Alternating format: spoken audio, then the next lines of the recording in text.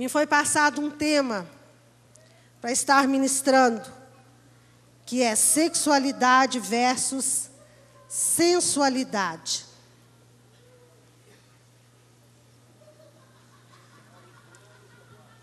Talvez fosse mais fácil eu estar falando aqui hoje à noite sobre, não sei, qualquer outro assunto.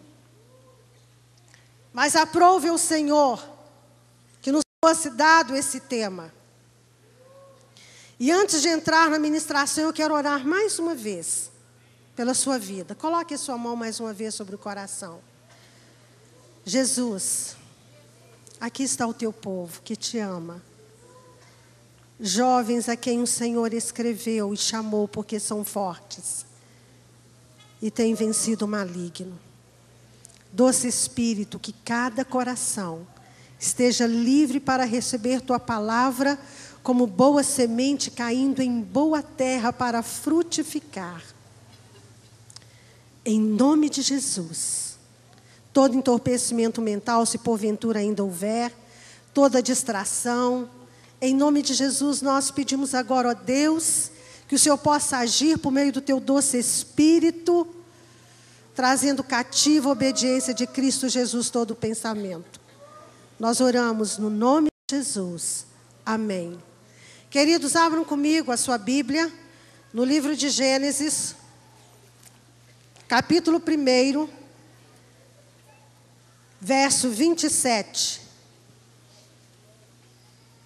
Criou Deus, pois, o homem à sua imagem, a imagem de Deus o criou, homem e mulher os criou. Diga, homem e mulher.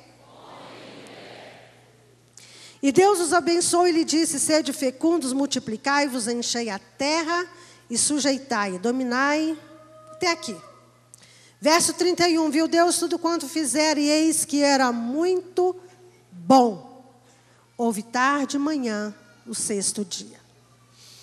Para a gente pensar, refletir sobre o tema sexualidade versus sensualidade, é preciso que a gente busque uma definição. Nós sabemos o que significam as coisas, mas muitas vezes nós não paramos para refletir, muitas vezes não temos uma consciência reflexiva em torno dos assuntos, em torno das coisas. E por que não fazemos isso? Às vezes somos destruídos porque não alcançamos o conhecimento. Como disse Deus através do profeta, o meu povo está sendo destruído porque lhe falta conhecimento.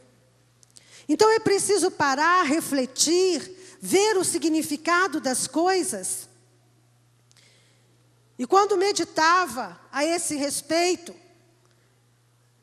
fomos buscar o significado, parar para pensar no significado de sexualidade e de sensualidade. Nós podemos pensar na sexualidade como um conjunto de fenômenos psíquicos e físicos que permitem à pessoa desfrutar com intensidade da sua vida sexual. Um conjunto de fenômenos psíquicos e físicos, que muitas vezes a sexualidade não é definida psiquicamente. É no físico, é no corpo, mas não é definida na cabeça. E quando Deus fez esse texto que nós lemos, ele é muito claro. E tem uma outra tradução que ainda diz que Deus fez o homem, no verso 27 que lemos, diz assim, a imagem de Deus os criou, macho e fêmea os criou. Então fica claro que a sexualidade, algo estabelecido por Deus, algo criado por Deus, para que o homem pudesse sentir atração pela mulher e para que a mulher pudesse sentir atração pelo homem. Querido, você que é jovem, você que é solteiro, quando você vê uma donzela linda passando na sua frente e o seu coração de repente dispara, bate mais forte e os seus olhinhos pulam assim em formato de 2 coraçõezinhos, o que é isto? É a sua sexualidade. Deus te fez com o coração para pulsar em direção a uma mulher, a uma donzela.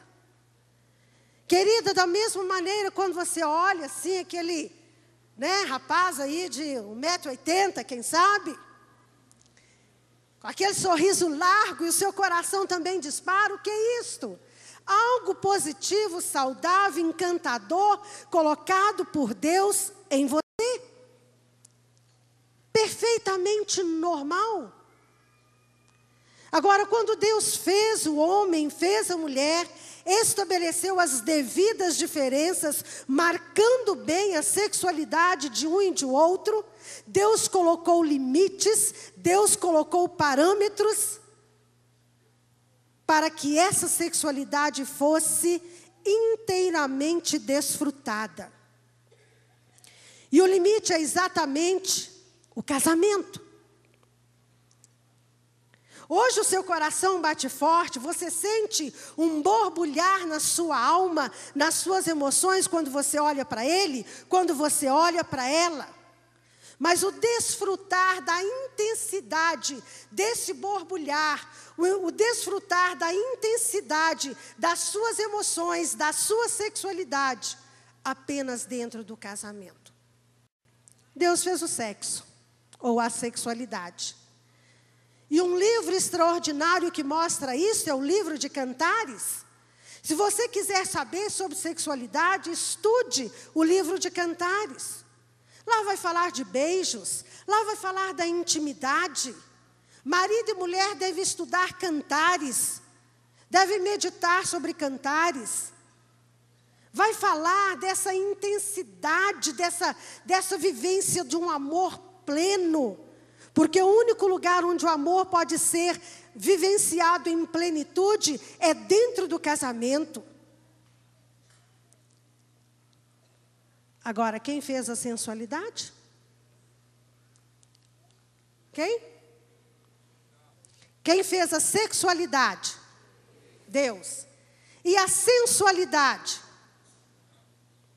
Quem será que aprontou a sensualidade?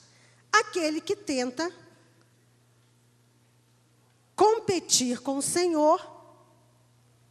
Eu costumo falar o seguinte: Deus é o Criador dos céus e da terra, e Deus ainda hoje continua criando. Cria na minha vida, cria na sua vida, cria à nossa volta, cria na sua igreja, traz coisas extraordinárias, mas Satanás copia de modo tão ineficiente. Ele não cria nada, ele é repetitivo. E aí nós entendemos que a sensualidade tem a sua raiz nele.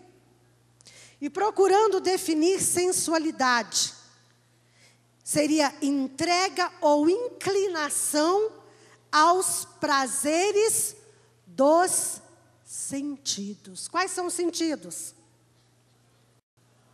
Quais são? Visão, audição, tato, olfato, não é isso? Paladar. Nós somos um ser sensitivo. Graças a Deus por isso. Amém. Temos emoções. Temos vias de acesso às nossas emoções, que são os sentidos, os olhos, os ouvidos, o nariz. E quando se pensa em sensualidade, a palavra sensualidade está ligada à palavra sentido, que traz esse significado. Sensualidade é uma entrega aos prazeres dos sentidos. Se você pegar uma enciclopédia bíblica, ou mesmo um dicionário comum, você vai encontrar como sinônimo de sensualidade luxúria, lascívia, incontinência. E aí a gente pode pensar prostituição, e vem todo um desdobramento da sensualidade. E a Bíblia falando a respeito de sensualidade,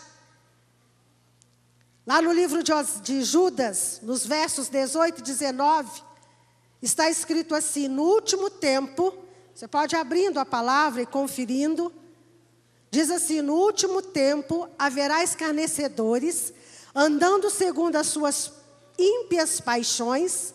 São estes os que promovem divisões sensuais e que não têm o Espírito. Aquele que é sensual, a palavra está dizendo muito clara. E quando Judas escreve sobre isso, ele está escrevendo sobre aquele mesmo tipo de pessoa que o apóstolo Paulo escreveu aos Romanos no primeiro capítulo. Pedro também, o apóstolo Pedro também faz referência a esse tipo de pessoa, escarnecedores, amantes de si mesmos, que se voltam contra todo tipo de autoridade. E esse grupo de pessoas também se caracterizam como sensuais. E aqui o texto é muito claro que diz que estes não têm o Espírito. Qual Espírito? O Espírito Santo de Deus. Então fica claro que sensualidade não é para aqueles que têm o Espírito Santo de Deus. Para um povo santo, separado, lavado, remido, como diz um outro pregador, enxaguado, centrifugado pelo sangue de Jesus. Compreendem isso, queridos? Que a sensualidade não deveria nem ser nomeada no nosso meio. Gálatas 5,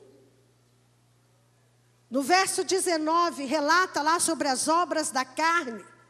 E vem lá na fila de uma série de coisas, de práticas que são obras da carne. O que aparece em primeiro lugar? Prostituição, impureza, lascívia, ou seja, sensualidade. E nós poderíamos entender a sensualidade como a sexualidade vivida de modo errado, no tempo errado. De modo errado e no tempo errado. Oséias capítulo 4, versos 10 e 11. Diz que a sensualidade rouba o entendimento.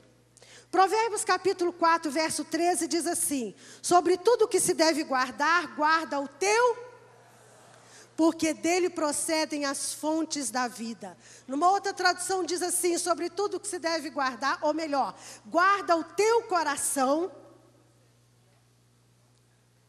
Ou você deve guardar o teu coração porque você precisa dele para viver. E quando a Bíblia fala de coração, ela não está falando do órgão cardiovascular, do coração, mas está falando da nossa mente, está falando do nosso entendimento. E nesse texto de Oséias fica claro que a sensualidade tira o entendimento, juntamente com o vinho e com o mosto. O mosto é um outro produto da vide. O texto diz assim: comerão, mas não se fartarão. Olha que interessante. Comerão, mas não se fartarão. Por quê? Porque a ausência, existe a falta da bênção do Senhor. Entregar-se-ão à sensualidade, mas não se multiplicarão. Olha que interessante. Em outras palavras, entregar-se-ão à sensualidade, terão relações sexuais, movidos pela sensualidade, olha, mas não se multiplicarão, porque a bênção de Deus não virá para multiplicar, para gerar descendência. E depois diz assim: porque o Senhor deixaram de adorar a sensualidade, o vinho e o mosto tiram o entendimento.